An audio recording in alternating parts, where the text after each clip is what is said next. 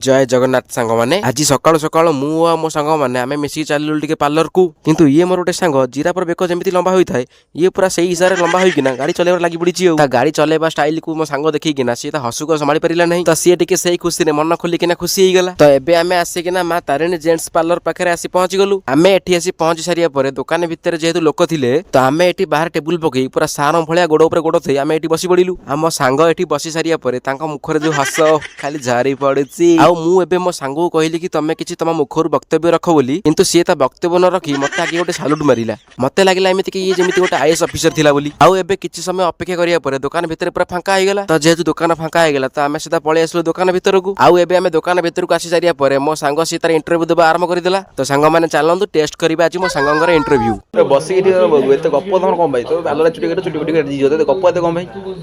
पखाड़ा देखाई सकाल सकाल पखाड़ा तो देखाई दिए न पखाड़ा तो लेंबू रसुण टी पकुड़ी पकुड़ी खाइनु तुम एत हस कम भाई आज लड्डू तुम साइड भाई बजे सी खाई सुकुआ भाई तो सुकुआ खाई लुणी सुकुआ बाबा अघरी ना सतरे तमें किसी कहल एटा पूरा कौन कहल एटा पूरा गोलोब तो हाथ रे तो सांग मैंने आज ब्लॉग टी भल लगी तो निहाती गोटे like comment share and subscribe करके जीवे।